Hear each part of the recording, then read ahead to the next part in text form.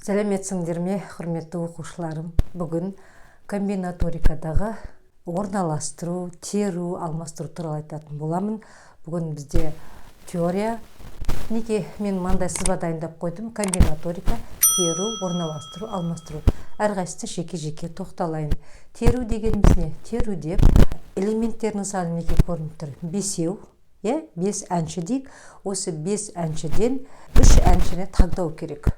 Яғни мына 5 әншіден біз 3 әншіні таңдап алуымыз керек. Немесе 2 әншіні таңдап алуымыз керек. Неке 2 әншіні алақ, мына 5-еуінен 2 әншіні таңдап алуымыз керек.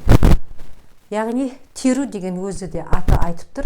Бұл кезде мысалы Айжан ба, Сәуле ма, Мәрия ма, бізге адамдардың тұрған орны маңызды емес. Мысалы Айжан мен Сәулені таңдасақ, екеуі тұрады да, бірінші Айжан тұра ма, екінші Сәуле тұра ма, немесе Сәуле мен Айжан орындары ауысып тұра ма, бұл жерде орын маңызды емес. Бұны бізде теру деп атайды.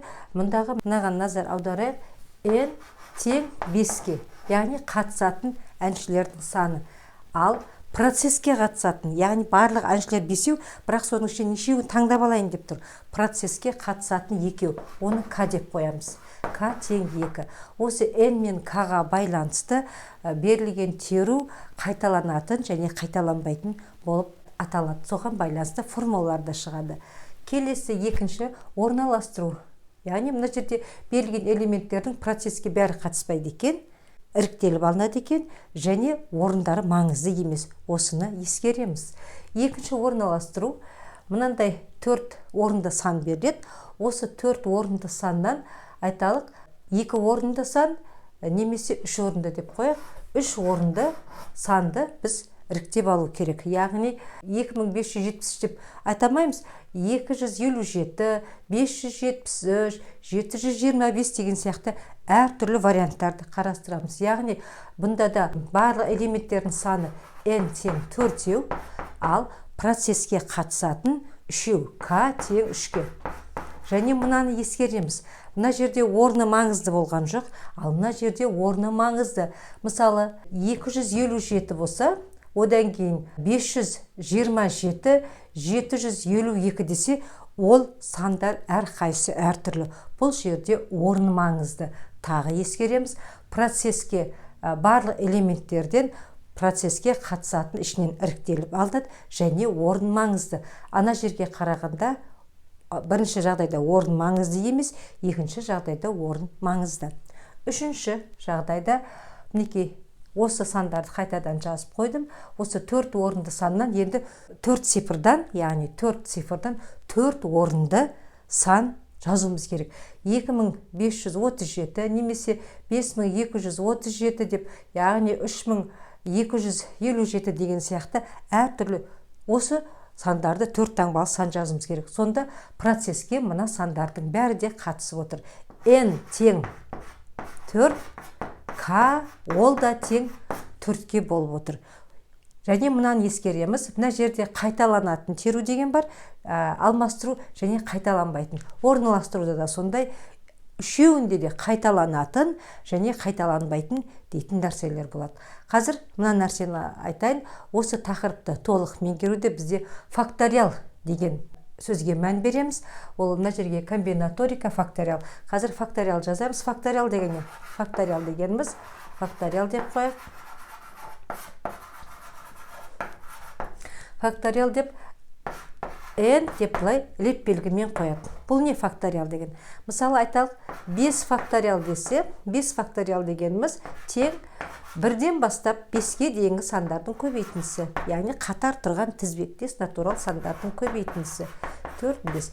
Неке 5 факториал 1-ден 5-ке дейінгі сандардың көбейтіндісі.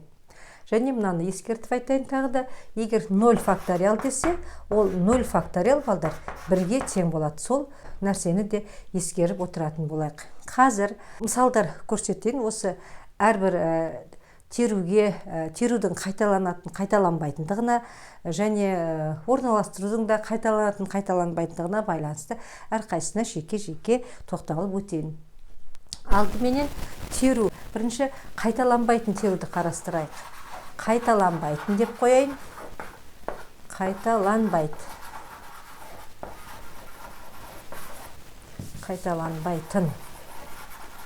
қайталанбайтын теру. Қайталанбайтын теру деп мысалы мынандай мысал алайық. 6 дос кездесіп, олар бір-бірімен амандасады. Бір-бірімен амандасқан кезде неше адам? 2 адам ғана амандасады ғой. Амандасады, 6 дос амандасады, өзара амандасады. Енді n бізде 6-ға тең. Яғни процесс барлық элементтердің саны бізде 6. Ал процеске қатысатындар, яғни амандасатындар саны ол k дейміз, ол тең 2-ге тең. Және енді мынаған ескерейік. Мына жерде не болыпты? n үлкен k. Егер n k-дан үлкен болса, онда ол қайталанбайтын теру болып табылады. Және оның формуласы былай жазылады. S n k тең бөлшек алымында n факториал, бөлімінде k факториал және n минус k факториал. Мінекей осы формуланы пайдаланып, мына есепті қазір шығарамыз. Сонда s n орнына біз 6 қоямыз, k-ның орнына 2 қоямыз. Тең бөлшек 6 факториал, бөліміне 2 факториал, 6 минус 2 факториал. Тең 6 факториал. Мына жердегі 6 факториалды біз былай жазсақ болады. 4 факториал 5 көбейту 6 деп жазайын. Өткен 6 деген бірден 6-ға дейін сандар ғой, сол бірден 4-ке дейін сандарды бірден тек 4 факториал деп айтайын. Қазір маған неге екенін өздерің білесіңдер. Мына жерде мына 2 факториалың 1 көбейту 2 деген 6-дан 2-ні алсақ 4 факториал, мына жерге бүйтіп 4 факториал деп қояйын. Ондағы мақсат мына екеуін бізге қысқарту үшін керек. Әрі қарай 2 мен 6-ны қысқартамыз, 3 болады.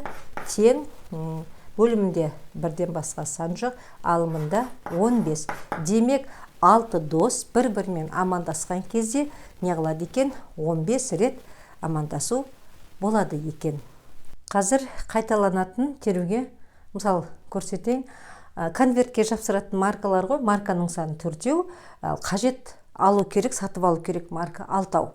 Сонда 4 түрлі марка енді жетпейді ғой 6-ға. Сондықтан ішінен алған 4 түрлі маркасынан тағы да қайталап алады. Мысалы, қызыл марка, көк марка алса, содан сары, жасыл 4 түрінен болса, тағы да 2 жасыл қосу мүмкін жаңағы 4 түрлі түске. Немесе 2 қызыл қосу мүмкін, немесе 1 жасыл, 1 қызыл қосу мүмкін деген сондай нұсқалар бар. Енді мына жерден қараймыз.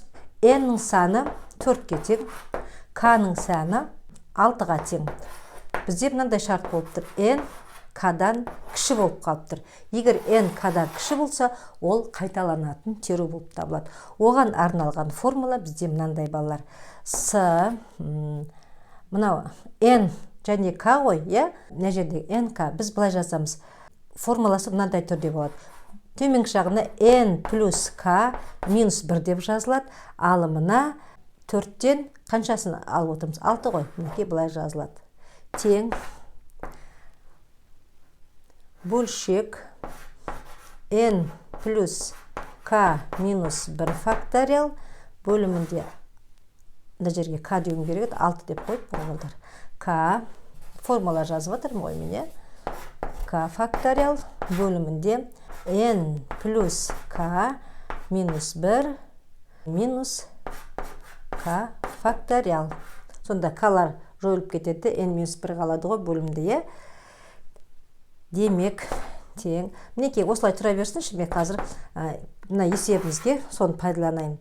Мына жерде бізде бөлімінде 6 мен 4-ті байланыстырамыз ғой. 6 қосу 4 азайту 1. Енді алымында неше бар бізде мына жерде? 6 бар, яғни k бізде 6-ға тең. Әрі қарай тең бөлшек бөлшектің алымына жазамыз.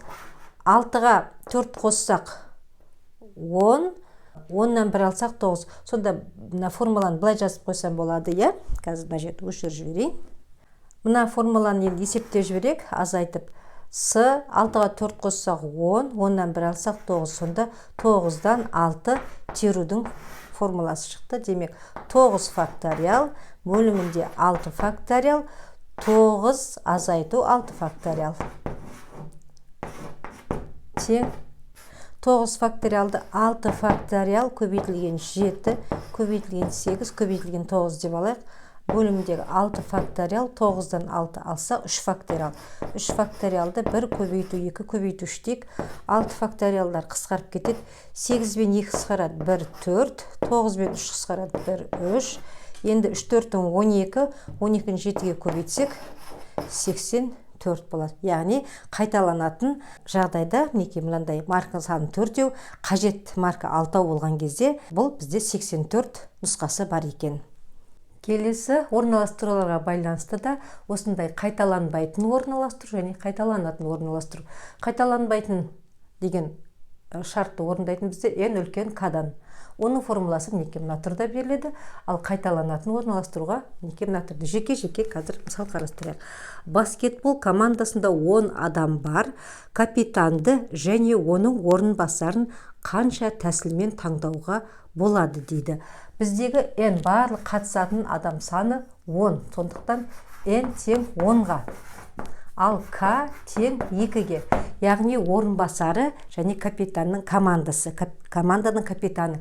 Демек, команданың капитаны мен орынбасарының ол орындары маңызды. Мысалы, Асқатты команданың капитаны десек, Серікті оның орынбасары қылып сайлауға болады. Немесе екеуінің орындарын ауыстыруға болады. Серік команданың капитаны болып, Асқат орынбасары болуға болады. Сондықтан орын маңызды болатындығы мінекей сол себепті. Қазір мына формулаға қойып есептейік. А 10-нан 2 тең бөлшек 10 факториал бөлімінде 10 минус 2 факториал тең 10 факториалды біз 8 факториал 9 көбейтілген 10 деп аламыз, бөлімінде 8 факториал. 8 факториал мен 8 факториал қысқарады, 9-ды 10-ға көбейтсек 90. Демек, 90 тәсілмен таңдауға болады екен. Екінші жағдайға байланысты мысал қарастырайық. Қонақ үйде 3 адам бар. Яғни, қонақ үйге орналасуға 3 адам келген. n тең 3-ге. Ал қонақ үйдегі бос бөлмелердің саны 5-еу. К тең 5-ге. Мінекей бізде мына шарт орындалып тұр.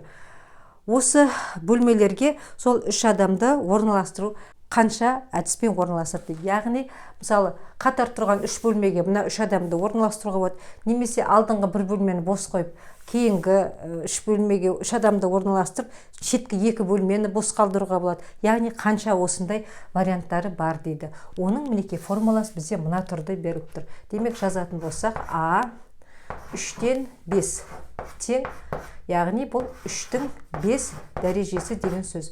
3-тің 5 дәрежесі бізде 243 болады. Яғни 243 варианты бар екен. Келесі бізде 3-ші балалар қайталанбайтын алмастыру. Алдыңғы жаңа орналастыруда және теруде n k-дан үлкен болып отырды. Ал қайталанбайтын алмастыруда бұның процеске бәрі қатысады ғой.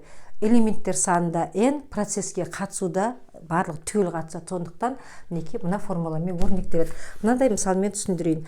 5 адамды 5 орындыққа неше тәсілмен орналастыруға болады дейді. Адам саны 5 адам. Мінекей адам саны 5-еу. 5 адам бар. Мына жерде 5 орындық бар. 5 орындық. Демек бізде не бар?